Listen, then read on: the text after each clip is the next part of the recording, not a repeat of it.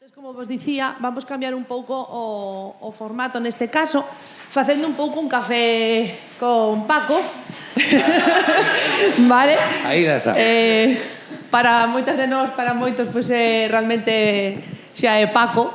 Entón, bueno, por unha parte vamos facer unha ronda de preguntas que fixemos unha recolección, digamos, de preguntas que neste caso as socias de Querendo nos transmitiron que querían facer e despois abriremos tamén igualmente unha ronda de preguntas ao público. Vale, entón, imos empezar coas preguntas que temos das socias. Yo antes de que empecéis, quería daros las gracias por invitarme. Yo creo que es básico el que los medios estemos cerca de los pacientes y que intentemos escuchar a los pacientes, escuchar a las y a los pacientes, depende de la especialidad, y intentemos ponernos en los zapatos de los pacientes, intentar entender. Creo que era David el que lo decía, ¿no? No tanto es qué te pasa, sino qué te preocupa, qué necesitas para mejorar la salud, es más que la ausencia de enfermedad, y hay muchas cosas que influyen en los síntomas que presenta un paciente, y si quieres que mejore, pues tienes que implicarte.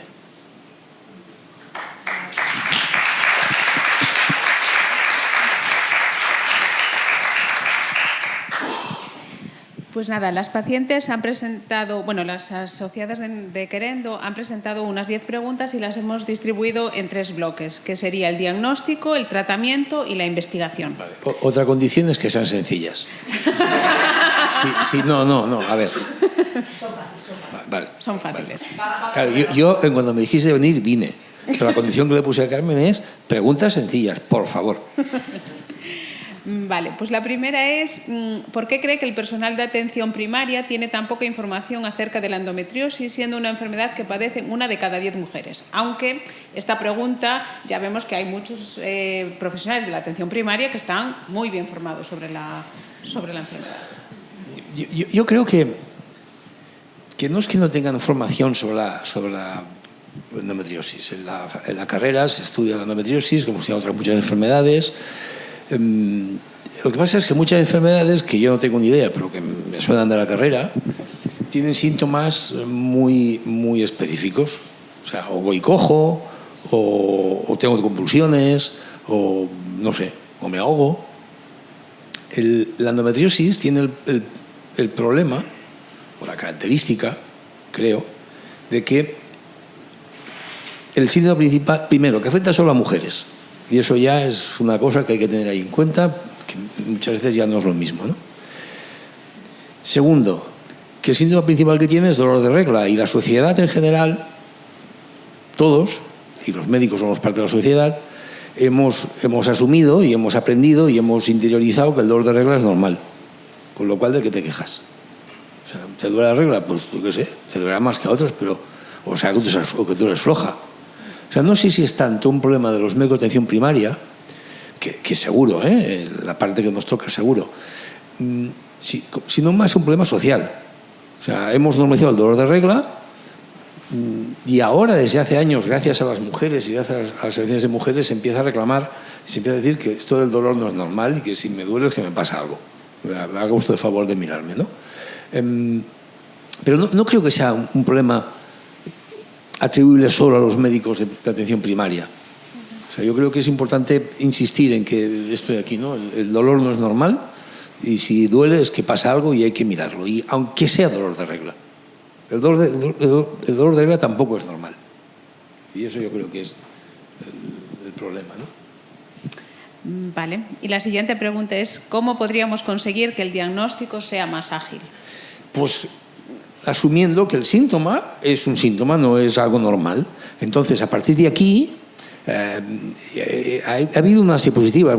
Esta mañana ha sido una diapositiva, no sé si ha sido Laura, no sé quién la ha sacado, de una cosa que hicimos con la doctora Hernández, la que ahora es jefa de servicio de la paz, que entonces no era jefa de servicio, sobre una guía para facilitar la derivación desde primaria a ginecología, que eso fue antes de la guía nacional, que también estuvimos implicados los dos. Y eso debe ser 2010 o 2011, no me acuerdo cuándo fue eso, o 2000, no me acuerdo, hace 2 o 3 días. Si asumimos que, primero, que se insista ya en todo el mundo, en los colegios, estamos embarazados, estamos yendo a colegios a explicar a los chavales de secundaria que el dolor de regla no es normal. Claro, vamos nosotros y hacemos lo que podemos con buena voluntad, pero vamos a 5 colegios, hay que ir a 50.000. Y eso hay que hacerlo en toda España. Hay que insistir en la facultad que el dolor no es normal, hay que insistir en las asociaciones de médicos de familia, hay que insistir que el dolor no es normal. ¿Cuándo derivar? Hay criterios muy claros de derivación. Sobre todo, que el dolor no es normal. El dolor no es normal. Y no es tanto...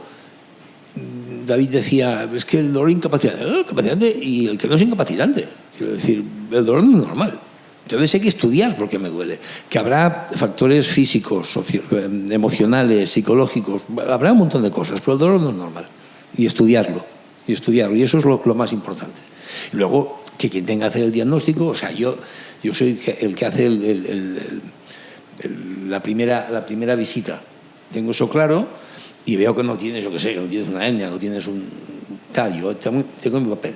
Pero si luego derivo a quien tenga que tal, que quien derive, a quien han derivado, tenga claro que eso lo tiene que hacer. Hoy en día la ecografía es un método básico. Y con la ecografía somos capaces, y somos capaces porque somos capaces. Yo no, pero los ecografistas que tienen experiencia y formación se describen perfectamente lo que tú vas a montar en la cirugía. Y tanto es así que en nuestro servicio, si cuando operamos no sale lo que tenía que salir de la ecografía, arde Troya. Bueno, arde Troya y alrededores. O sea, arde todo. Porque vas a llevar al quirófano a una mujer que igual pues, o estaba mal indicado, o igual estaba sobreindicado o infraindicado. Entonces aquí se arma un auto sacramental para analizar qué es lo que pasa. Hoy en día la ecografía permite el diagnóstico, no tiene del 100% de los casos, pero del 90 y muchos % de los casos, además mapeando bien lo que hay. Entonces también es importante la formación de la persona que tenga que hacer, responsable de ese diagnóstico, que lo haga. Luego podemos seguir hablando de más cosas, ¿no? Pero hasta ahí, que era lo del diagnóstico precoz. Pues a raíz de esto viene la siguiente pregunta, que es cómo se diagnostican las lesiones profundas e implantes de endometriosis, que quizás con el ecógrafo y unos buenos ojos... Primero, a ver, voy a pedir yo que haga preguntas. No, es que ya está bien. Un líquido blanco que tú compras en Tetrabric, que has guardado en la nevera y que viene de la vaca, me tendrás que hacer pruebas para saber si es desnatada o enriquecida en calcio. Pero leches. Leche es. Eso es lo primero. No todo el dolor de regla es endometriosis, pero si me duele la regla y cada vez me duele más, y me duele desde pequeña o desde las primeras reglas, y luego además sangro muchísimo, y además cuando tengo relaciones y la penetración es muy profunda, veo las estrellas, y además me cuesta quedarme embarazada, y va a ser de los nervios. No me jodas. Bueno, histérica, porque histero sabe que viene del útero, ¿no? Claro. No. Y ahora que lo dices, Hipócrates, que él no escribió nunca un libro, pero escribió una serie de aforismos que se llama Corpus Hippocraticum, que eran cosas que él decía que eran... Una cosa decía es que los paroxismos histéricos eran signo de enfermedad. Claro, paroxismo significa, en griego antiguo, se llama ataque, no sé qué, e hísteros significa útero. No significaba útero, no significa el sentido que tiene ahora, ¿no? Entonces, claro, histérica de útero, no de histérica de tal. Pero eso es muy importante, tener eso claro ayuda mucho al diagnóstico. Luego, la anamnesis. Preguntar a la mujer por factores de riesgo. Tu madre, tu familia, cuándo empezó el dolor, por esas cosas. La exploración física, que que las doctoras lo explican muy bien. Tu exploración física puedes ya ver que hay un ovario grande, que que los ligamentos que fijan el útero a la pelvis, el útero no está flotando, está aguantado por una especie de cuerdas, son ligamentos que allí, si duele, si no duele, si hay nódulos, si no hay nódulos, si hay tal, y luego las técnicas de imagen. La ecografía, básicamente. La ecografía yo digo ecografía porque es un método muy familiar para los ginecólogos. Tenemos ecógrafos que van en el bolsillo, le damos en el bolsillo. Y lo conectamos al iPad o al iPhone y somos capaces de ver en la cama de la mujer si tiene una hemorragia, si por ejemplo, cuando nos operamos de la vejiga, si dejan pipí, y llevas el ecógrafo en el bolsillo. Ya, hoy en día la ecografía es un método básico, barato, en comparación, un ecógrafo bueno igual cuesta 80.000 euros, pero una resonancia mala cuesta 1 millón.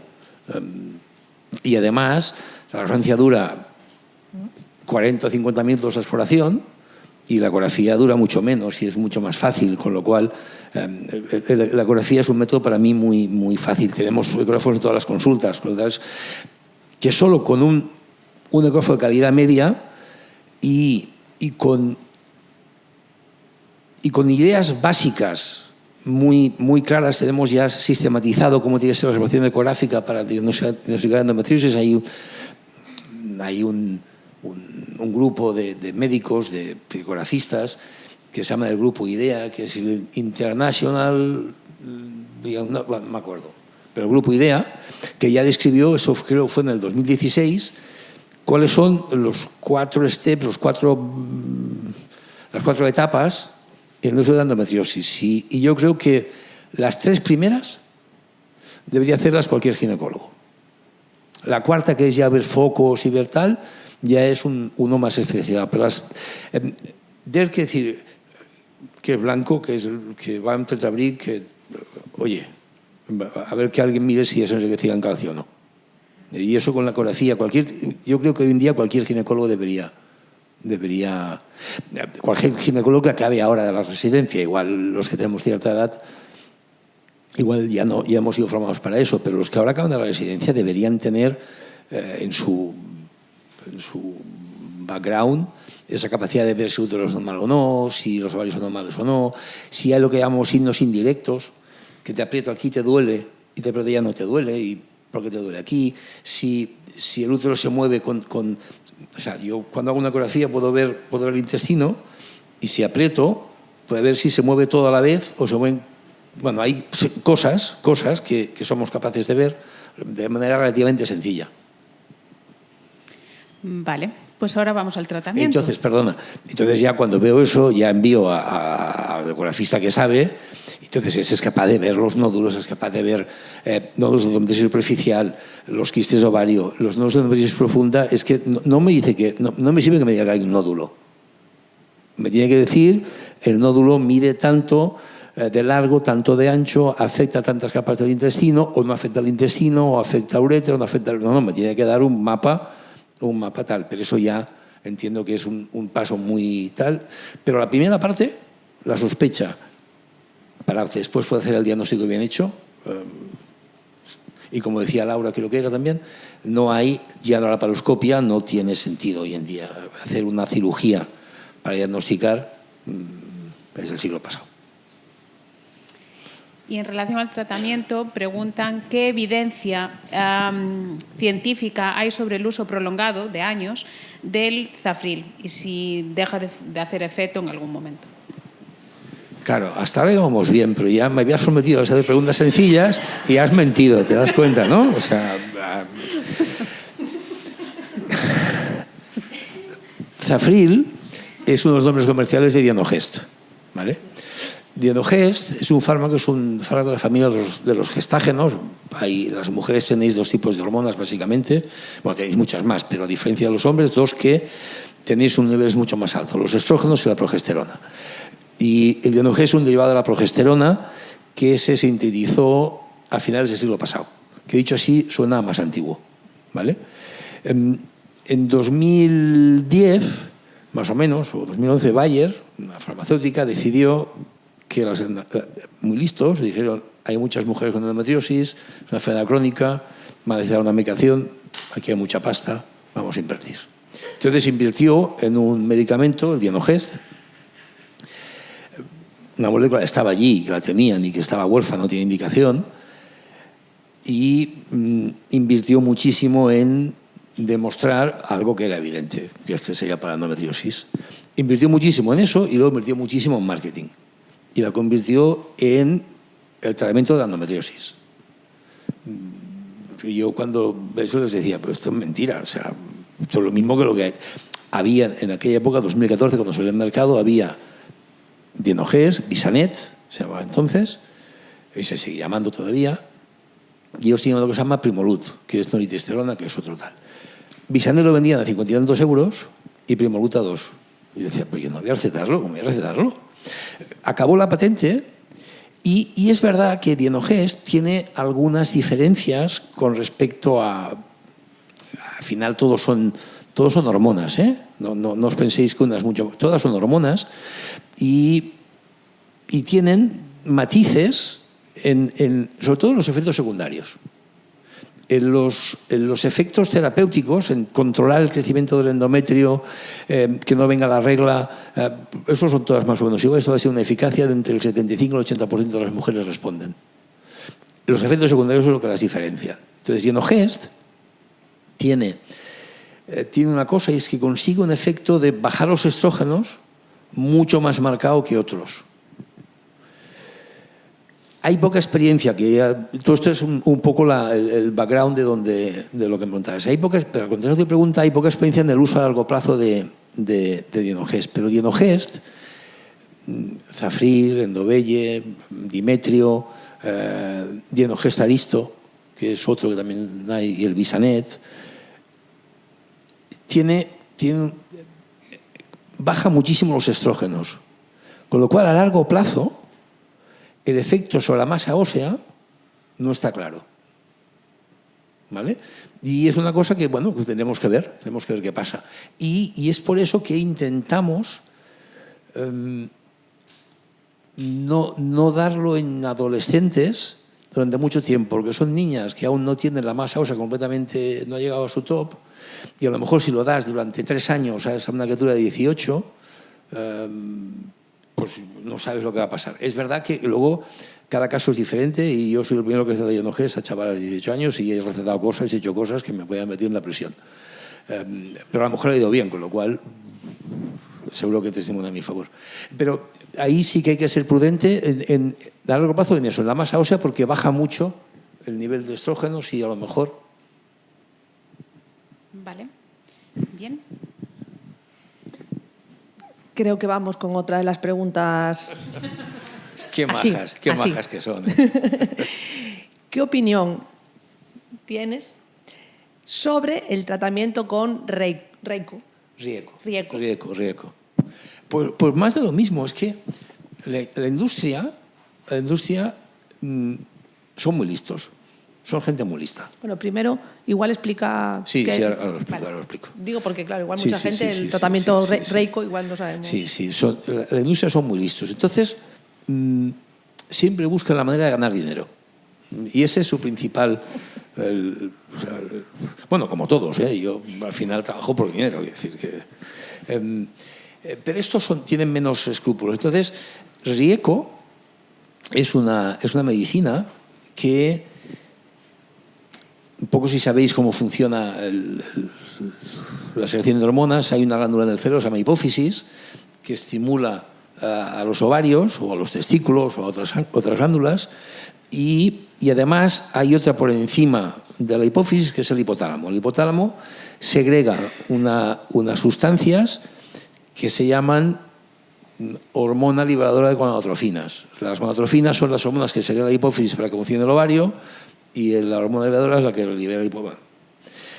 Hace muchos años, que seguramente habréis oído hablar del decapeptil, teníamos unas sustancias que eran muy similares a la hormona liberadora de gonadotrofinas y que utilizábamos en algunas ocasiones, el decapeptil, para provocar... Nosotros podemos tratar la endometriosis.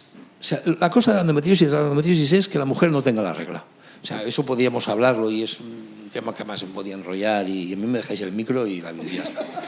Pero, o sea, al final la endometriosis tiene que ver con la regla.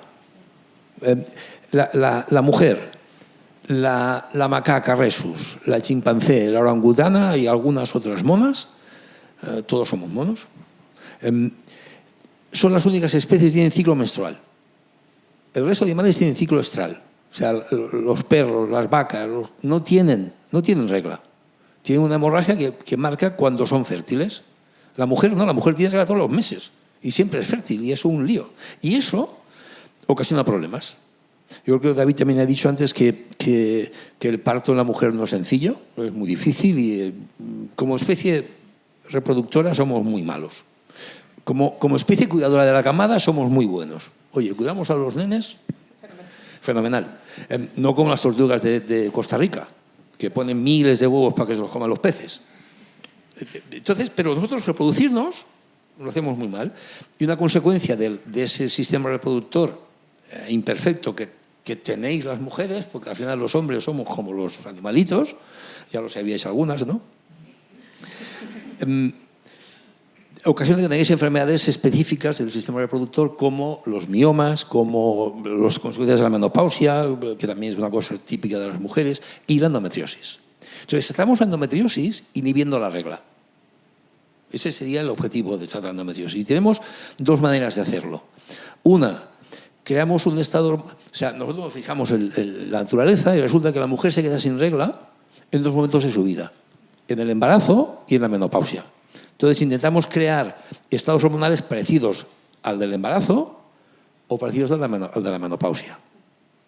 Y esto lo explico porque con el decapeptil, con los fármacos análogos o muy similares a la hormona liberadora tal que decía, con el dienogés, con todos estos, creamos un estado hormonal con los anticonceptivos parecido al del embarazo y con estos creamos un estado hormonal parecido al de la menopausia. Decapeptil es un análogo, o sea, es muy similar a tal, y actuaba porque esta hormona que digo, la del hipotálamo, se libera como a gotitas. Entonces tú lo ponías aquello, inundabas el cuerpo de una sustancia igual y el cuerpo se volvía loco y dejaba de funcionar. Yo funciono a gotitas. Inconveniente de todo eso, que creamos un estado hormonal parecido a la menopausia. Inconveniente del decapeptil, que es intramuscular, que te vas a poner una vez al mes o una vez cada 3 meses y se absorbe como se absorbe, va como va y tiene todos los efectos de la menopausia. ¿Vale? Hace unos años se sintetizaron hormonas que no eran análogas parecidas, sino que eran diferentes, eran antagonistas. Impido que hagas efecto. ¿Vale? Y se daban por vía intramuscular también, o por vía subcutánea, que eran muy incómodas. Pero hace 8 o 10 años se sintetizaron para darlas por vía oral, los antagonistas. El primero que salió es uno que se llama el Agolix, que está solo en Estados Unidos y que crea un estado hormonal parecido al de la menopausia, con algunas ventajas sobre el decapeptil y que se vende allí. Entonces, en Europa se empezó a vender Rieco, que es Relugolix, y como el Agolix, Gorilisa, que es el nombre comercial, daba síntomas de menopausia, y síntomas, sofocación, secreción vaginal, problemas sobre los huesos y tal. Estos que hicieron, añadieron una cosa que hacemos a veces, que es lo que llamamos terapia hormonal de sustitución. O sea, te damos Relugolix, que es un antagonista y que es lo que te crea el estado de la menopausia, que es lo que te cura la endometriosis, y te damos, además, te añadimos hormonas a dosis bajas para evitar los efectos de la menopausia. Sabemos que los estrógenos a dosis... Si no hay estrógenos, no crece el endometrio. Si das un poquito de estrógenos, no crece el endometrio y el hueso se va a felamar, que decimos en Cataluña. Un poco más de dosis, no crece el endometrio, pero los huesos se mantienen y no hay síntomas de menopausia. Y a más dosis, ya todo, endometriosis, todo. Entonces, ellos, el racional, ¿no? La razón por la cual hago esto es porque yo digo, te inhibo la producción de estrógenos tuyos, te doy un poquito para que no tengas síntomas de menopausia, pero que no utiliza el endometrio, y es lo que ha hecho Rieco. Rieco lleva Relugolix y lleva algo para que no tengas síntomas de menopausia. Y funciona muy bien.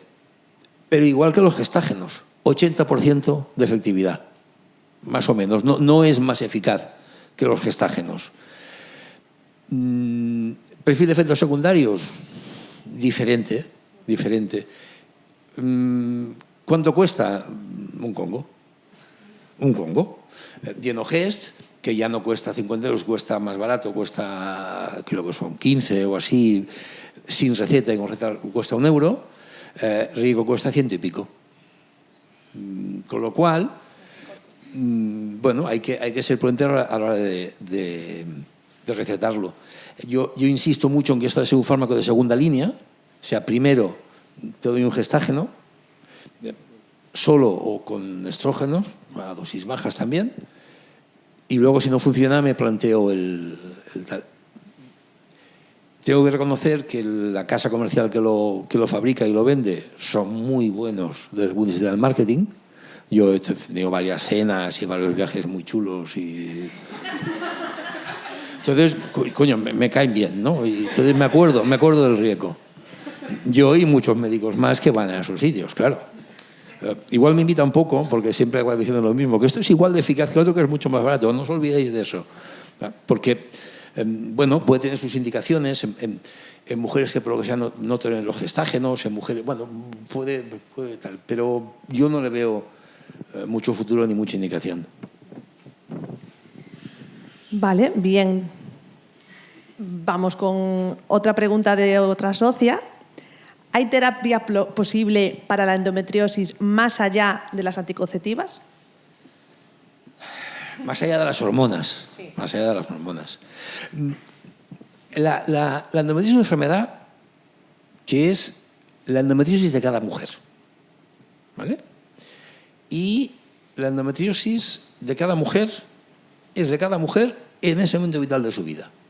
O sea, a los 20 años me interesan unas cosas, a los 30 otras y a los 40 otras.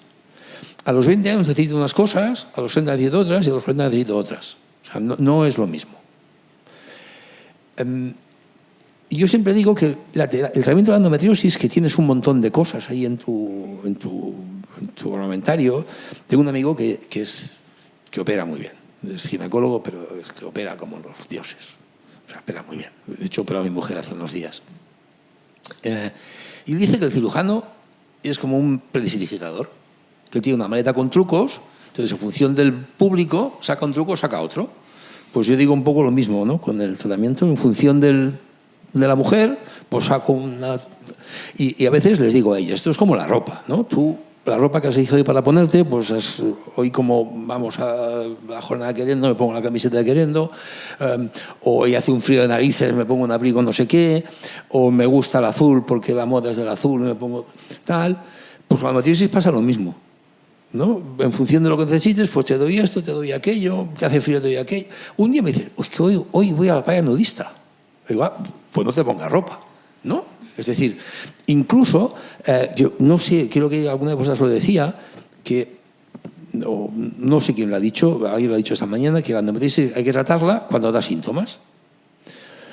O cuando los síntomas que me da la endometriosis son menos malos que los efectos secundarios del tratamiento, ¿no? O sea, tú vienes y estás mala y te pones mala 4 días al mes que estás de morirte, pero ese mes estás bien. Y te doy unas pastillas que te quiten el dolor, no te duele y estás llorando todos los días, deprimida, tal, todo el mes. Y yo digo, pero qué bueno que soy, ¿te has dado cuenta? ¿Sabes? Si no te duele. Y tú estás, bueno, igual, casi que no me interesa, ¿no? Bueno, pues eso hay que individualizarlo. Entonces, eso es como concepto de tratamiento. Mira, yendo a la pregunta que tú me decías, pues tenemos hormonas de diferentes tipos. Creo que ha sido David el que lo decía. Si esta pastilla te da unos efectos secundarios, igual te la cambio por otra, o igual te doy solo analgésicos, que es el primer escalón sería analgésicos, lo decía Ana, para el dolor. Si con una pastilla para el dolor tienes suficiente, pues tomas pastillas para el dolor 3 días al mes y tira que te vas. Que no, que la cosa es más allá, pues te doy hormonas, que además no quieres quedarte embarazada, pues vale. Que puedo jugar. Y luego tengo un montón de cosas complementarias que igual no son, que yo no quiero decir que sean alternativas, yo creo que son complementarias, que ayudan a muchas mujeres. La dieta, se ha dicho que no está demostrado científicamente, es verdad, no lo está. No hay evidencia científica que lo demuestre, pero es que no la va a haber nunca. Porque la carne que comemos en Galicia es diferente que vemos en Barcelona. Y las naranjas que comemos aquí son diferentes que las que vemos allí. Y aunque tú quieras controlar, para hacer un experimento científico arreglado, bien hecho, no sé qué, todas las variables, es imposible. Pero hay un montón de datos que demuestran que mujeres que cambian su dieta, evitan las grasas trans, los alimentos industriales, aumentan frutas, verduras, bajan las carnes rojas, bajan el gluten, se encuentran mucho mejor. Y eso es tan válido como el experimento científico que dice que por eso es una cosa universal. El uso de complementos antiinflamatorios, bromelaína, cisteína, ácido lipoico, DHA, hay un montón de Agnus castus, hay un montón de cosas que ayudan. El ejercicio físico. El ejercicio físico modula cómo la mujer, cómo las hormonas actúan en el cuerpo de la mujer. Y eso, bueno, pues tú tienes que sentarte delante de la mujer y decidir entre los dos. De hecho, os recomiendo una cosa que miréis, que es, si ponéis decisiones compartidas en el Generalitat de Cataluña, en Google, o decisiones compartidas en endometriosis, hay una herramienta que hicimos con la ACU, que es la Agencia de Qualitat, no sé qué, algo allí de Cataluña, que es una herramienta donde intenta darle información y para que la mujer pueda decidir, ¿no? Y ella entienda qué opciones tiene y que pueda tomar. Y luego entender que eso no es un matrimonio. O sea, que tú hoy decides tomar pastillas y mañana no. O que hoy te pones un DIU y mañana te lo quitas. Y yo siempre les digo que, aunque vayas al paranudista y dejes el tratamiento, que también es una opción, ponte cremita, no esa cosa que el culo igual se te quema. Entonces, siempre tiene que haber un control del médico para ver cómo va la enfermedad, que no evolucione, que tal. Porque al final el objetivo ha de ser calidad de vida, que la mujer viva bien. Que la mujer viva bien. Hay momentos en que, y aquí hay alguna mujer en la sala que a lo que has dicho, no, opérate mañana. No te vayas, ven que te opero ahora. ¿No?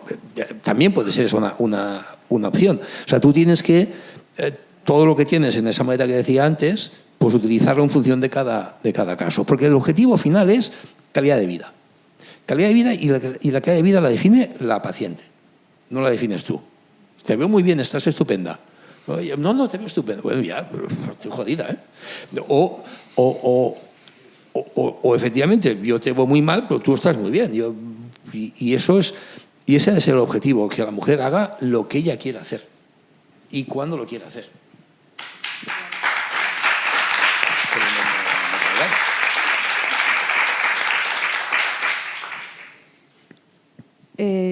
Iba a hacer un pequeño inciso solo, que a veces no hay evidencia científica, pero sí que tenemos muchas veces evidencia clínica. Claro. Con lo cual, a veces tampoco se puede esperar a la evidencia científica, que suele tardar años, que a veces incluso ni llega. Te voy a decir una cosa. Pero la clínica... Te voy a decir una cosa. Vamos a hacer un viaje en avioneta y nos vamos a tirar desde la avioneta, yo con paracaídas y tú sin paracaídas. No hay nada que demuestre. ¿no? Que no hay ninguna evidencia científica que demuestre que el paracaídas es necesario. Nadie ha comparado. Pero lo sabemos que sí. Pues yo por acaso me lo voy a poner. Yo me abrazo a ti, vamos, como si no hubiese mañana. Tienes toda la razón del mundo. Es que hemos vivido una época de que la evidencia era tal. Bueno, sí, la evidencia sea lo que sea, pero no siempre hay que ver... No, sobre todo en cómo hemos visto la ciencia durante muchos años, ¿no? Si no había un estudio randomizado que demostrara tal, ya, pero lo que explicabas tú, la investigación cualitativa, que eso yo no lo entiendo, no. Hemos empezado a hacer muchas cosas hace unos años y me cuesta escribir un artículo sobre eso porque yo digo, bueno, pues ¿esto cuánto es? Y claro, y mi mentalidad cartesiana no me lo permite, ¿no? Pero eso es tan válido. Lo que llamamos ciencia ciudadana. Estamos en un lío ahora de de ir a los colegios a explicarles a los chavales eso, lo que se decía antes, pero ellos además luego hacen de investigadores, les pasa una encuesta a los padres y, o sea, al final tú aprendes de la gente, aprendes de cosas que no son simplemente los números y el chi cuadrado y el yo que sé qué. Vale, y otra pregunta también así, bueno, a ver. Opinión sobre el tratamiento precoz con hormonas orales en cuanto al diagnóstico de la endometriosis de la adenomiosis. Yo entiendo que la pregunta es el cómo puede influir el que demos tratamientos hormonales desde muy pronto, en que a lo mejor tardemos más en hacer el diagnóstico a esa mujer, porque como está sin la regla, sin ovulación, sin menstruación, pues al final podemos tardar más en un diagnóstico. Tener un diagnóstico es muy importante, o sea, saber de qué te vas a morir, o sea, es muy importante, yo creo, saber lo que tienes, porque te permite hacer estrategias adecuadas al diagnóstico, ¿no? Yo he visto muchas mujeres que han estado con anticonceptivos durante mucho tiempo, vivan más o menos trampeando, y cuando dejan los anticonceptivos aparecen muchos síntomas que antes no eran evidentes y es cuando al final se hace el diagnóstico. La endometriosis probablemente es una enfermedad progresiva. O sea, empieza en un punto, progresa. No entendemos muy bien cómo es esa progresión, no entendemos muy bien si eso es así en todos los casos. Había mucho que discutir, pero mi opinión, y esto es mi opinión, es que probablemente es progresiva. Que en las niñas, en las adolescentes, probablemente hay focos de endometriosis peritoneal que no son fáciles de diagnosticar, ya lo hemos dicho antes, más en una adolescente de 16, 18 años, no tiene relaciones sexuales y que viene muerta de vergüenza, la trae la madre que ya no quiere ir. Dices, no te preocupes, te voy a meter un palo por la vagina que lo vas a flipar. Claro. Entonces se ponen cara que no, le dicen, bueno, pues te lo meto por el culo. Hacemos ecografías transrectales. Claro, tienes que ser muy cuidadoso, ¿no?, con todo eso para poderlo explicar, para hacer un diagnóstico. Pero así todo, yo soy muy fan y muy partidario del tratamiento empírico. Es decir, si volvemos a lo mismo, si es una niña, podríamos hablar, citar la adenomiosis, podemos hablar mucho de la adenomiosis, los adolescentes, pero el dolor no es normal. El dolor no es normal. Y hay niñas que es que no van a la escuela, es que se mueren, es que bueno, tengo una en la cabeza ahora que cuando la vi me operé ya 2 veces, 17 años o 18 años, me operé ya 2 veces. La madre venía para que lo operara yo, y digo, ¿pero voy a operar? ¿Está usted loca o qué? Que es una niña. Al final hice cosas, lo decía antes, ¿no?, de meterme en la cárcel, pero al final había perdido un curso, iba a perder el segundo, no perdí el segundo, hizo la selectividad, está acabando la carrera, o sea, está fantástica. Y aún, aquí ya tiene diagnóstico, pero aún sin diagnóstico, tú las tratas y les quitas el dolor, y aunque no seas capaz de ver las lesiones, probablemente aquello es endometriosis o adenomiosis o algo similar.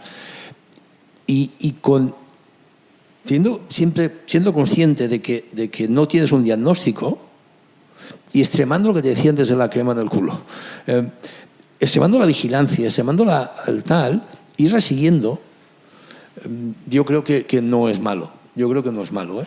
Es decir, ha habido estudios que demostraban que enseñaban que en mujeres con endometriosis profunda a la edad adulta habían recibido anticonceptivos en la juventud, en la adolescencia, para tratar el dolor de endometriosis que no cedía con claro, entonces lo ponían como factor de riesgo. Claro, yo no sé si es un factor de riesgo el anticonceptivo en sí o el hecho de haber necesitado aquello porque lo dolía tanto, y como no están diagnosticadas, han sido mal seguidas, han sido mal controladas, tómate 2 meses, luego lo dejas, luego sangras, luego muchas veces los anticonceptivos, yo muchas veces recomiendo tomarlos seguidos para que la regla no venga, porque al final lo que produce la endometriosis es la regla.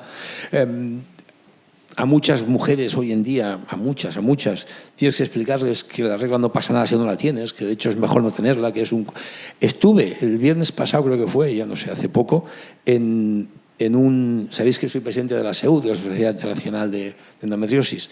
Organizamos una masterclass en Málaga éramos 70 médicos, había ponentes, el más tonto era yo, de los ponentes. Y entonces se llegó a plantear, que es la primera vez que lo oía, y de hecho yo creo que eso fue, todo el mundo se quedó así, dar sistemáticamente anticonceptivos, hormonas, a todas las mujeres para que no tengan la regla. A todas. Y que lo defendía, oye, tenía argumentos, tenía no sé qué, y aquello dio lugar a la discusión, y bueno, y dará lugar, y eso va a ser un trending topic, ¿cómo se llama aquello de lo de Twitter, que el hashtag, no, pero los que son más tal, trending, viral, no, virales, no, bueno, es igual, lo que va a ser un tema que va a salir en los próximos congresos, seguro, y que va a pasar un poco más tarde a las revistas, a las más media, seguro. En 1925, ¿cuántas reglas hay una mujer de media? Di un número. ¿40? No lo sé. 100. ¿Y ahora? ¿Y en 2025? No, he hecho 7 por...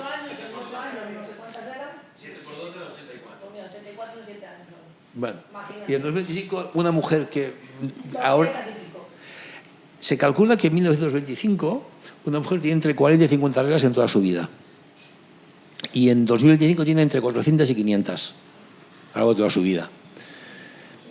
Eso quiere decir que vemos mucha endometriosis, muchos miomas, que vamos a ver mucha adenomiosis, que vamos a ver mucha más enfermedad. Entonces, esta gente defendía eso. Esto venía por la pregunta, que yo me des un micro y ya me enrollo, ¿os dais cuenta, no? Por la pregunta de los tratamientos, que si tú los das mal y dejas a la mujer tener la regla y voy sangrando porque no me lo controlo bien y no sé qué, pues a lo mejor sí que aquello influye o no tiene el efecto, porque los medicamentos, esto está bien demostrado también, cuando a una mujer con endometriosis la tratas y tú tienes un buen mapa de las lesiones disminuyen con el paso del tiempo. No desaparecen porque no son tratamientos curativos, porque tienes un endometrioma, un quiste en el ovario de 8 centímetros y el año es de 6 y después es de 4. Y eso es... Ay, perdón. Me quedé. Mi momento de fama. Vale. Creo que la siguiente pregunta va a ser más sencilla. Es que tú eres más baja que ellas. A ti te caigo mejor. No, porque es sobre algo que ya se ha hablado a lo largo de toda la mañana, que es el enfoque multidisciplinar. Entonces, ¿cómo crees que se podría potenciar el trabajo interdisciplinar para la salud integral de las mujeres con endometriosis? Medicina, enfermería, fisioterapia, nutrición.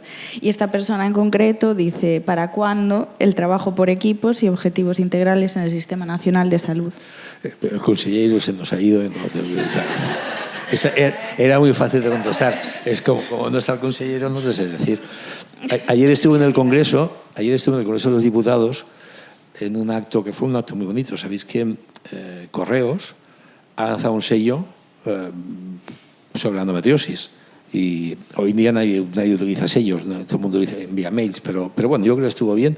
Se presentó en el Congreso y entonces aproveché ayer en los diputados para hacer esa pregunta, ¿para cuándo un plan nacional sobre la endometriosis, ¿no?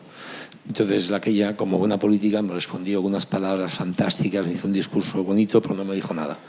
O sea, no, es que lo hacen muy bien estos. Yo creo que es obligatorio el tratamiento multidisciplinar, la visión holística de la medicina en todo. Y en concreto en la endometriosis, no sé si mucho más, porque como es lo que yo más me dedico, pues mucho más, ¿no? Yo empecé, la unidad de endometriosis del hospital la empecé en el año 95, 96, por ahí. Entonces era una verdadera unidad. Era yo. Ya. poco a poco fui trabajando, me fui a Bruselas, me fui a París, haciendo cosas. Entonces, engañé a una que está ahí conmigo, la doctora Martínez, y aquella se lo creyó, entonces ya éramos dos, y luego tal, y luego fuimos creciendo. Entonces veíamos cada vez más que tenemos más mujeres, más necesidades. Entonces necesitamos a alguien que se especialice en diagnóstico. Envié a la doctora Ross primero a Italia, luego a Brasil. Luego se incorporó la doctora Gracia, luego se incorporó la doctora Ríos, y entonces la envié a hacer robot a no sé dónde. Y en todo este camino vimos que no podíamos. Tú decías que las enviamos a La Coruña, no sé dónde, a la reproducción. No. O sea, yo tengo que trabajar con los de reproducción. No puedo. O sea, no puedo. Y entonces incorporamos a los de reproducción. Y como aquello se nos daban cosas, incorporamos a una enfermera, ahora es un enfermero. Y luego incorporamos una fisioterapeuta. Y luego incorporamos una psicóloga. Y tenemos que comprar una dietista, pero es que no me da, el sueldo no me daba tanto. Pero bueno, y ya en medio de todo eso incorporamos también, curiosamente, son los que menos asisten a las reuniones, a los cirujanos y a los urólogos. Los cirujanos y a los urólogos. Porque esto lo vamos para operar. Cada vez operamos menos, con lo cual ellos pintan muy poco. Pero cada vez más somos más profesionales dedicados a ver a la mujer desde diferentes ángulos. La entrada de la psicóloga fue muy importante. Y luego las vemos nosotros tenemos consulta de endometriosis cada día, algunos días 2 consultas. Los miércoles tenemos una consulta de un comité donde discutimos los casos más complicados. Mi objetivo sería que las pacientes pudiesen venir al comité y estuviesen allí. No es fácil, ya lo haremos. Ya.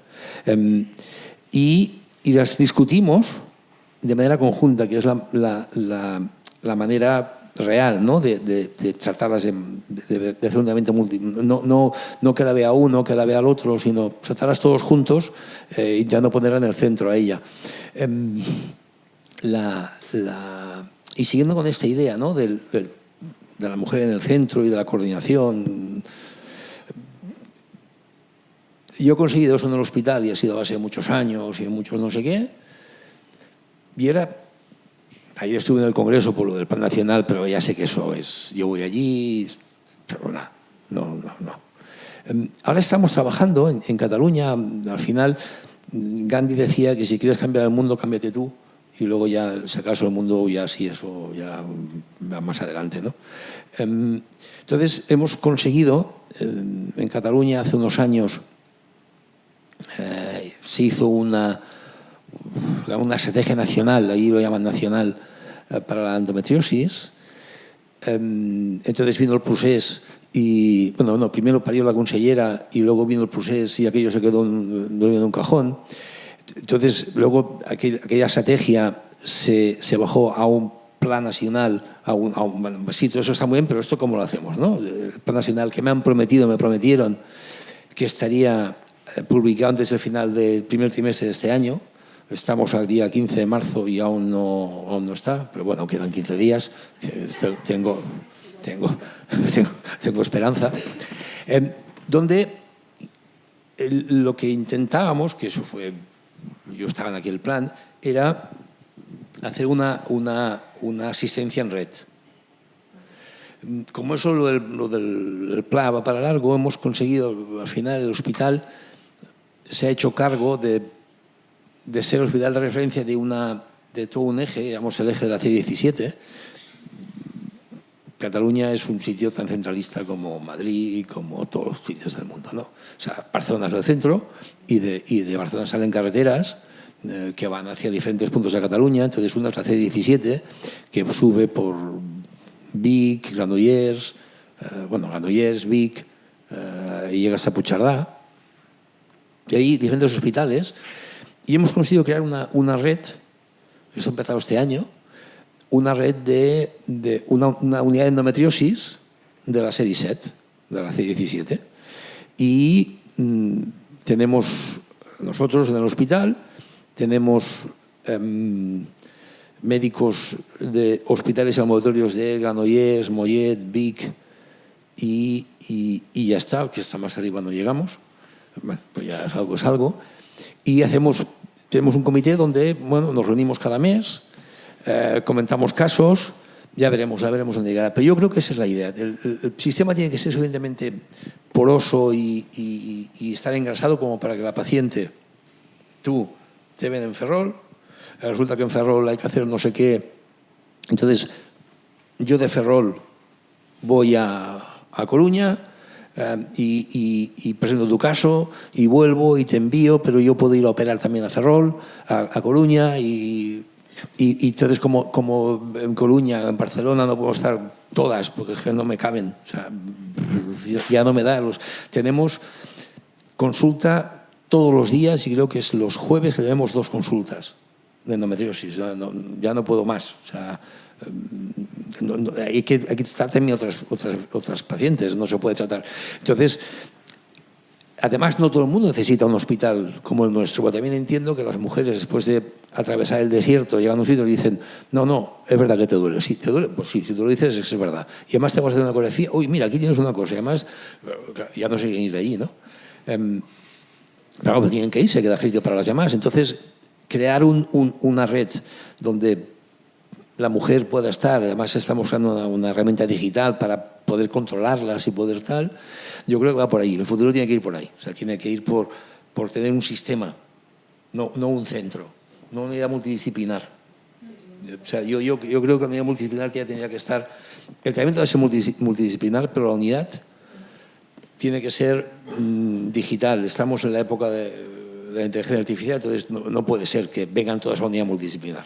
La unidad multidisciplinar tiene que irse a los sitios y tiene que estar presente en los diferentes sitios e ir moviéndose, facilitar que la mujer pueda tener asistencia la que necesite desde donde esté ella, no desde... Bueno, vamos con el último bloque de preguntas, que es el de investigación. Y me hace mucha ilusión hacerte esta pregunta porque fue la que escribí yo.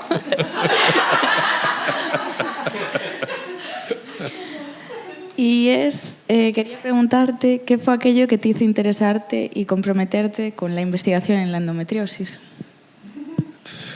Con la investigación, darme cuenta de que, claro, yo he hecho toda mi carrera en un hospital universitario, que es el hospital que publica más artículos científicos de España. O sea, pero si nosotros publicamos 100, el segundo debe publicar 50 al cabo del año, ¿vale? Por diferencias de ese estilo. Y ahora son menos marcadas. Cuando yo empezaba eran 100 y el segundo 10.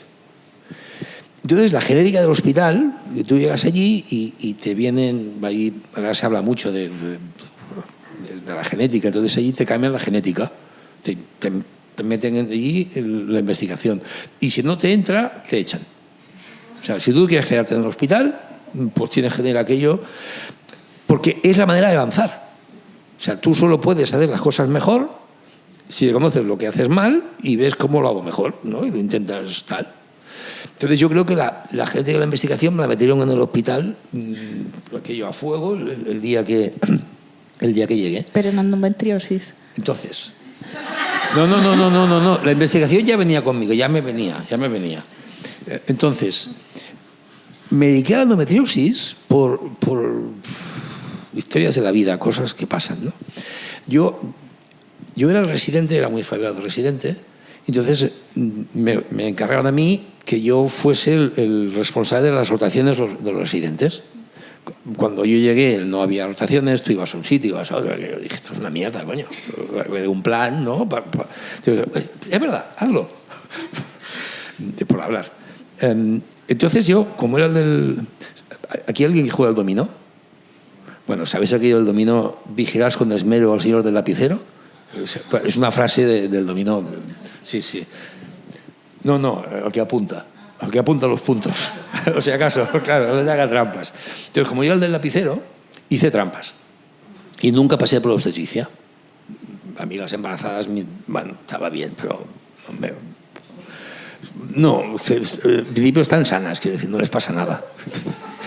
Sí, por eso están los comadrones, claro, están embarazadas. No es ninguna enfermedad el embarazo por ahora, aunque a veces se parezca mucho. Entonces yo no... Pero la historia fue que hubo una plaza libre en el hospital de obstetricia. Y dije, pues bueno, pues obstetricia. ¿Vale? Yo trabajé mucho en obstetricia, me dediqué a mujeres enfermas que se embarazaban, cardiópatas, diabéticas, enfermedades autoinmunes que se embarazaban, entonces aquello tenía mucho más interés. Y sí, trabajé mucho en aquello, pero de nuevo la política, mi hospital se fusionó con otro. Y a mí me tocaba ir a hacer de jefe, seguramente había acabado siendo jefe, en el otro hospital de la obstetricia, pero era como mezclar agua y aceite. Con las reuniones previas de planificar cómo vamos a hacerlo, cuántas visitas, con no sé qué, íbamos el jefe, mi jefe y yo, a reunirnos con el jefe de allí y otro, y cuando decíamos, bueno, las visitas van a ser de 9 a 2, el otro nos dice, no, hasta las 2 no, porque Quique a la 1 se va al polo. O sea, Quique, que es un ginecólogo de este hospital, que trabaja hasta las 3, él a la 1 se va al club de polo. Uy, si tengo que explicar que tú dónde puedes ir al club de polo hasta las 3, no voy a, o sea, eso no puedo explicarlo. Si esto no se sabe ya, entonces le dije al jefe, al jefe, tú quédate conmigo. Y me pasé a la ginecología. Y empecé ginecología de nuevo. Esto es una historia, una anécdota, ¿eh? Unos años antes de eso, yo estaba de guardia y vi una mujer, yo soy de Jaén, y una mujer que también era de Jaén, de un pueblo de Jaén, vino de urgencias con dolor que se moría, y de Jaén, jiji, jaja, así como soy yo, y la exploro, tenía un año de endometriosis profunda de la leche. Avisar a los residentes, venid, mirar a esta mujer, ¿veis? Esto es endometriosis profunda, la ingresamos y me olvidé de ella. Yo estaba en obstetricia. Cuando el cambio, cabo de unos meses está ya cambiado, aparece aquella mujer en la consulta. Oh, coño, la de Villanueva, el arzobispo, tal. Oh, ¿cómo estás? ¿Te acuerdas? Y tanto me acuerdo. ¿Cómo estás? ¿Cómo estás? Peor. Fatal. Peor que antes. ¿Cómo que peor? La historia, la habían operado en el hospital y estaba peor. La miro y tenía el mismo nódulo que cuando lo había visto yo, operada en mi hospital 3 años después o 2 años después, y mucho peor. Y eso es también que podemos hablar, ¿no? De cómo el dolor empeora con el paso del tiempo. Que yo me llamó tanto la atención que empecé a ver qué es esto de la endometriosis. Porque la operamos, fue la primera vez que yo operé una endometriosis en serio. Tuvimos que hacer una resección intestinal. Y aquello ¿pero he visto? Mucho. Entonces empecé a trabajar y empecé a ver. Justo en aquella época, la endometriosis, que no se había publicado nunca nada, empezó a aumentar el número de artículos que se publicaban.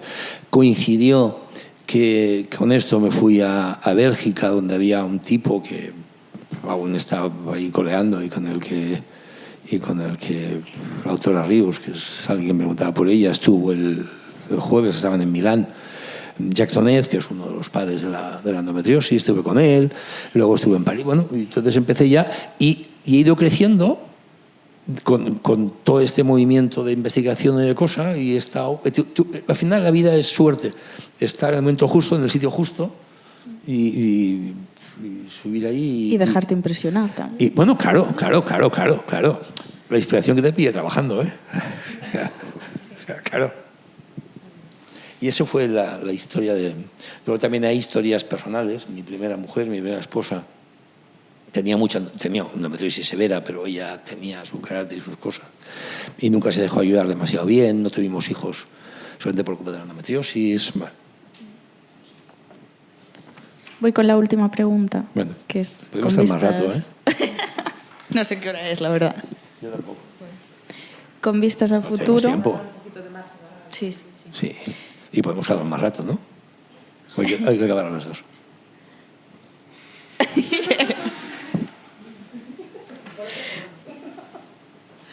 ¿Novedades en la investigación? Pues hay cosas. Yo creo que van a bien. En los próximos años vamos a ver medicamentos diferentes que no van a ser hormonales y que empezamos a entender. No sabemos la causa, ¿eh? No me malinterprete, no sabemos la causa, pero empezamos a entender mecanismos muy íntimos de por qué se produce la endometriosis. Hay problemas hormonales a nivel celular. O sea, las mujeres con endometriosis tienen los mismos estrógenos que las mujeres sin endometriosis. las mismas hormonas, no hay diferencias en cuanto a los niveles hormonales, es todo igual, pero parece que a nivel celular existen diferencias en receptores.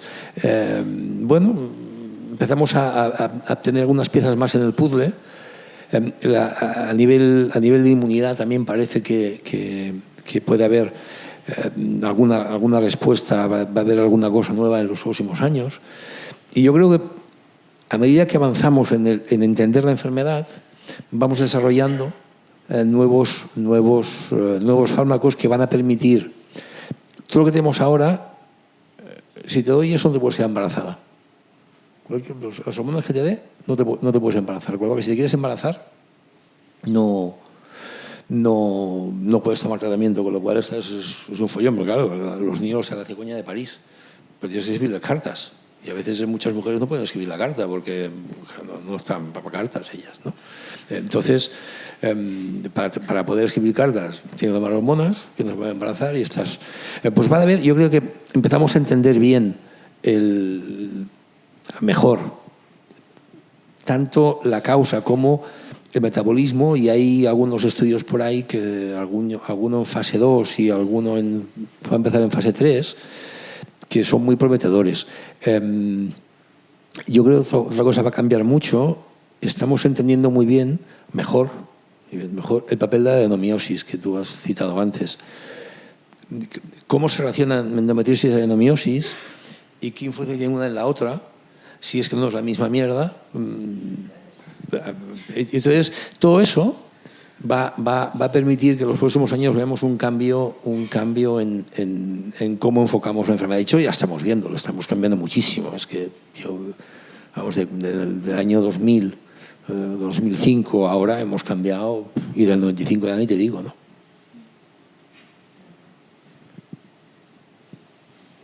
Vale, bueno, nuestras preguntas de socias han terminado, entonces abrimos un poquito ronda de preguntas. Vuelvo a hacer hincapié que no es una consulta médica, por favor, ¿vale? Entonces abrimos ronda de preguntas. Si alguien del público tiene alguna pregunta.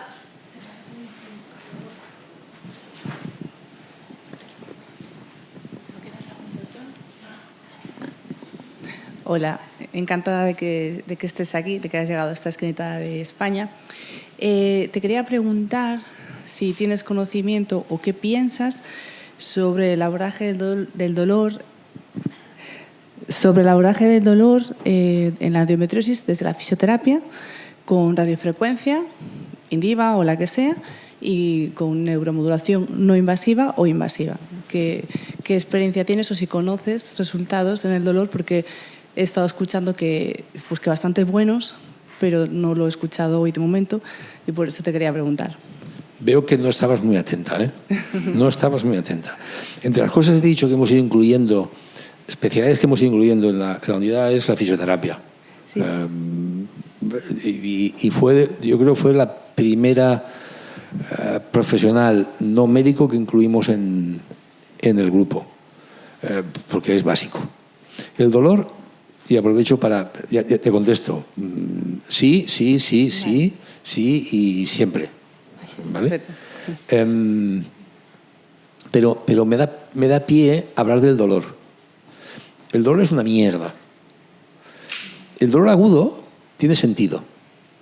O sea, tú pones la mano en el fuego y te quemas y apartas la mano, ¿no? El dolor es una sensación, ¿no? El dolor es como el amor.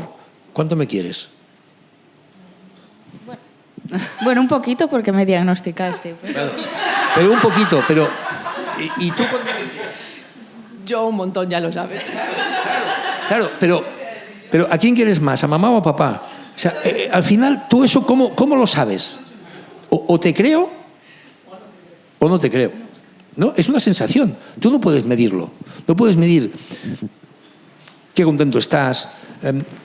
No puedes medir cuánto te duele. No podemos como la altura o como el peso. Con lo cual, ya es un primer problema. Luego tienes que entender muy bien cómo se produce el dolor.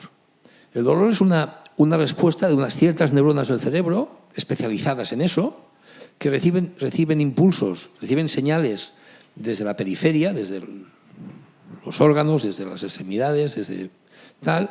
Hay allí unas estructuras anatómicas muy concretas, se llaman nociceptores, que son receptores para el dolor, os creéis la palabra y ya está, que son capaces de identificar cosas que potencialmente son peligrosas. Lo decía, tú pones la mano en el fuego, te quemas y te dice, pon tu el culo, aparta la mano, te vas a quemar. Esos nociceptores envían a través de los nervios la señal al cerebro, a esas neuronas que os decía. Esas neuronas reciben la señal, la procesan, dicen, cuidado que esto es peligroso, y envían la señal de que partes la mano, y la señal que envía es el dolor. ¿Vale? Hasta ahí está claro, bien. El problema es cuando tú no apartas la mano. Y el problema es cuando tienes dolor de regla, que tú no puedes apartar la mano, tú no puedes arrancarte el útero, aunque a veces te gustaría. Y vas al médico y te dice, no tienes nada, es que eres floja, no, estás bien.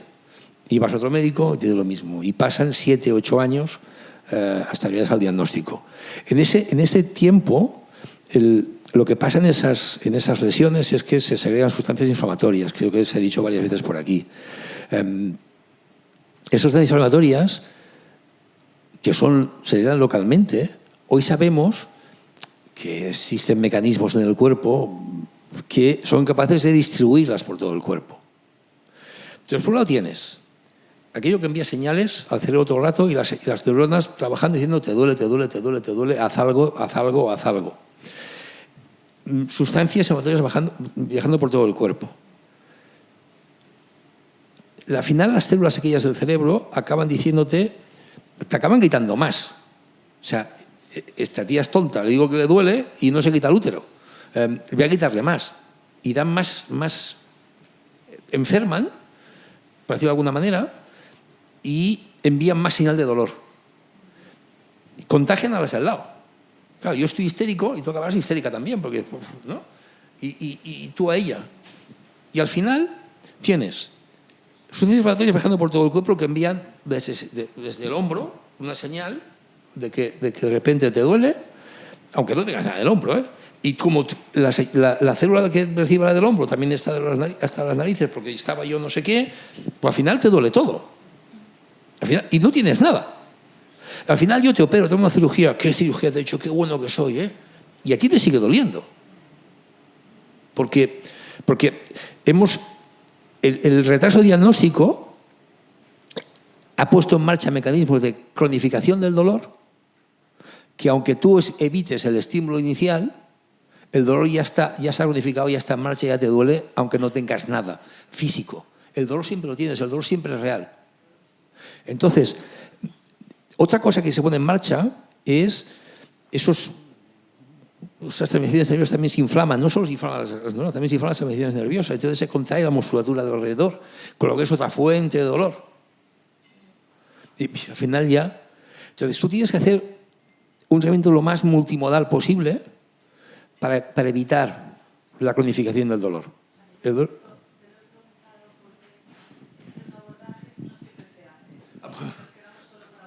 Pues yo estoy intentando explicar que hay que hacerlos.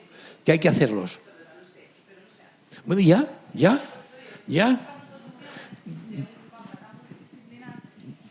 Lo que quita el dolor rápido y baja el dolor crónico es el abordaje del dolor real, científico, no solo, o sea, con tecnología también, con todo. Pero esto se obvia, tanto que los resultados son de pacientes que sí tienen resultados en el corto Estoy de acuerdo contigo. Y pacientes que están toda la vida por ahí. Estoy de acuerdo contigo. Es un tema que como buscamos soluciones de todos, pues hablemos de lo que muchas veces no se habla porque pues, o es muy nuevo o no creemos... Pero se nos ha ido el consejero. Claro. Y entonces yo creo que es importante al final, yo creo que la endometriosis se habla porque las mujeres habéis hablado.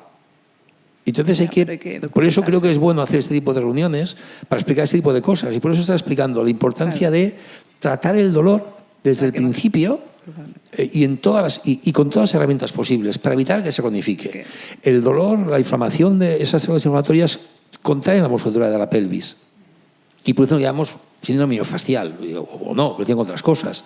Y en esos casos la fisioterapia es muy útil, muy útil. La fisioterapia de de diferentes maneras. Técnica, yo no soy fisioterapeuta, pero hay técnicas de fisioterapia, Indiva, masaje, punción seca, hay cosas, yo no entiendo. Pero eso es muy útil y eso ayuda muchísimo a las mujeres. Y hay que saberlo aplicar. No todas las técnicas de fisioterapia sirven para todo el mundo ni para todas las mujeres.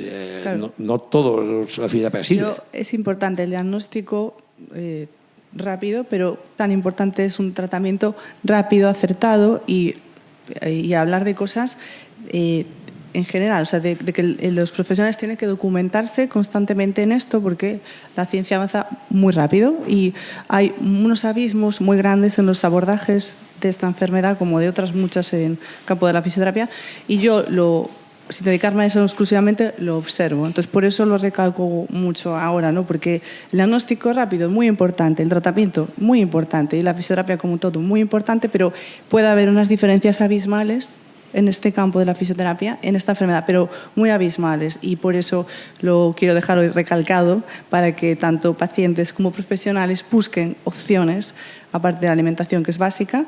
No llegamos a un tejido fibroso solo con la alimentación y cuando el cuerpo está inflamado por esta cascada que acabas de explicar muy bien, que sabemos todos, y porque el sistema inmune ha entrado en ese proceso también inflamatorio, necesitamos abordajes potentes. Y aquí, recalco y ya me callo, la importancia de buscarlos y de contactar pues fisios con otros fisios, pacientes con todo tipo de profesionales, porque hay muchas cosas de todos estos ámbitos que crecen tanto que sí se pierde información entre profesionales. Y claro, pero hay que hacer tratamientos, lo llamamos tratamiento multimodal. Sí, claro. Desde fármaco, fisio, alimentación, tratamientos psicológicos. Muchas mujeres acaban de los nervios, acaban fatal, deprimidas, también lo ha dicho alguien, porque el dolor, el ninguneo permanente las deprime. Pero también hay tratamientos psicológicos para el dolor crónico. Se puede hacer una especie de reset de esas células que están funcionando mal, mindfulness, hay técnicas de meditación, hay cosas que pueden ayudar. El tratamiento debe ser lo más multimodal posible, por supuesto, precoz y multimodal. Hola. Nada, mi pregunta era porque quería saber si estaría relacionada la endometriosis y la adenomiosis con las infecciones de orina, porque, bueno, a mí en concreto, en general, desde que tengo esto, siempre me da leucos y sangre cada vez que me hacen una tira de orina y no sé si está relacionado con la endometriosis o no. ¿Y el cultivo? El cultivo me sale negativo. Entonces no tienes infección de orina. Pues siempre me tratan con antibióticos. Si tienes cultivo negativo, no te tratas con antibióticos. El que tengas sangre en la orina o tengas leucocitos en la orina, no siempre, y sobre todo si es una tira, si no es un sedimento, no siempre es sinónimo de infección. Lo que es sinónimo de infección es el cultivo positivo. Sí. Entonces, sobre todo la adenomiosis, Sí. la endometriosis cuando afecta a la vejiga también, pero sobre todo la adenomiosis da muchos síntomas urinarios, muchos. ¿Vale?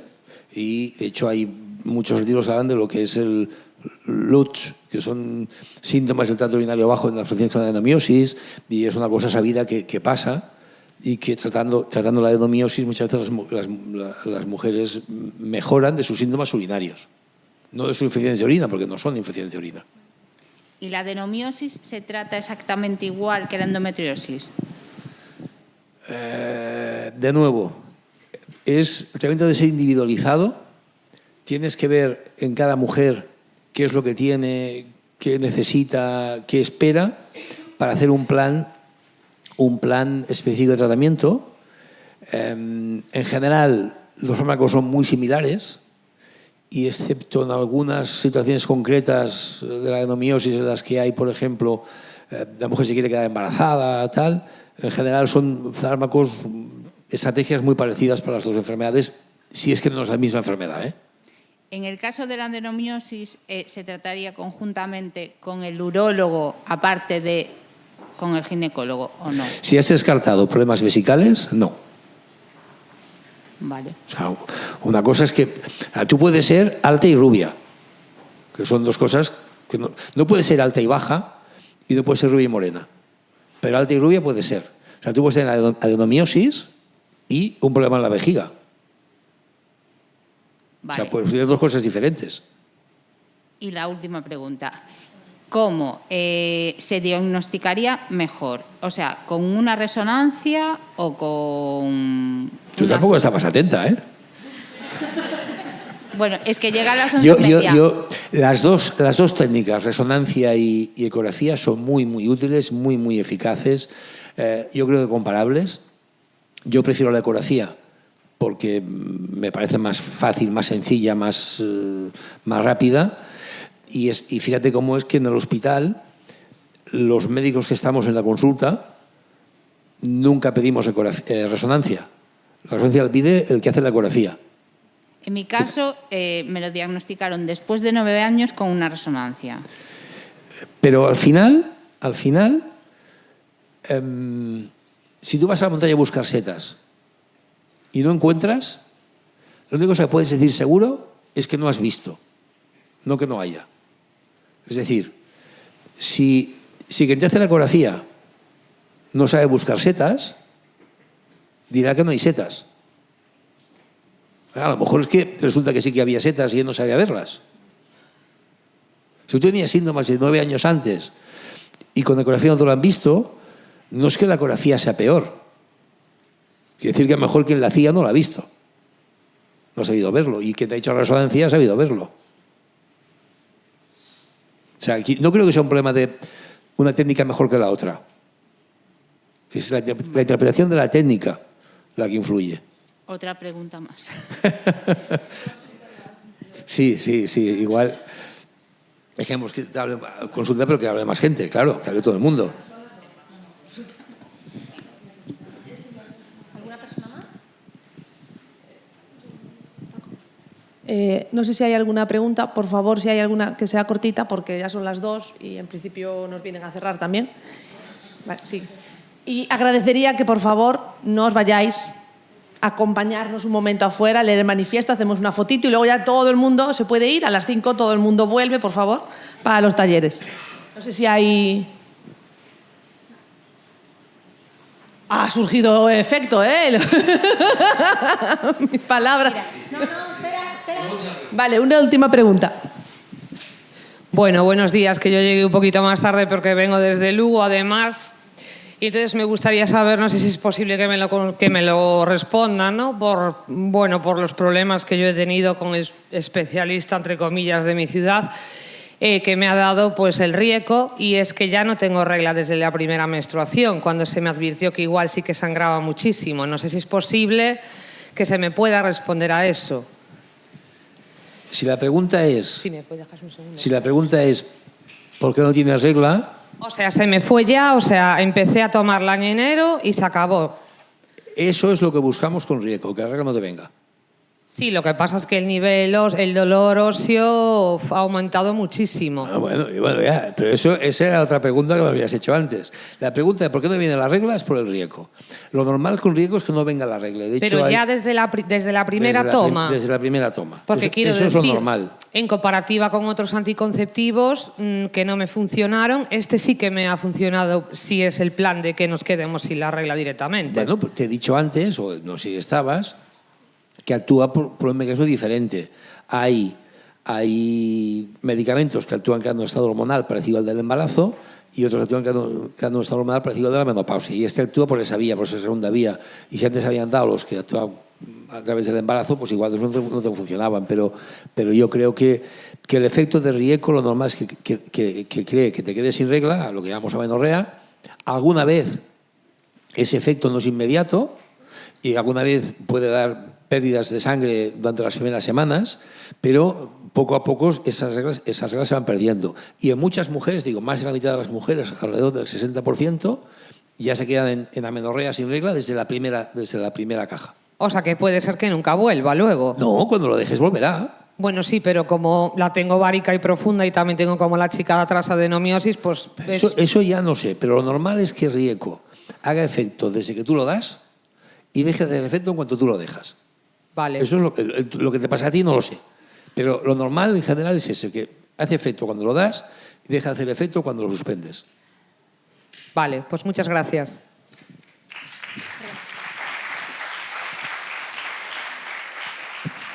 Vale,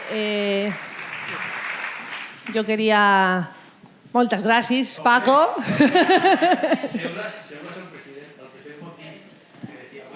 Buenas noches. Muchas gracias a Paco por estar aquí, por acompañarnos. Gracias a todos. Por favor, acompañarnos un momentito más. Vamos a sacar la pancarta para llevarla para afuera, transportamos los globos afuera también. Consellero, Se la ¿vale? Que enseñaremos como a se todo ha el ido, mundo, se la publicaremos, enseñaremos. etcétera. Que estamos juntos todos de todos lados.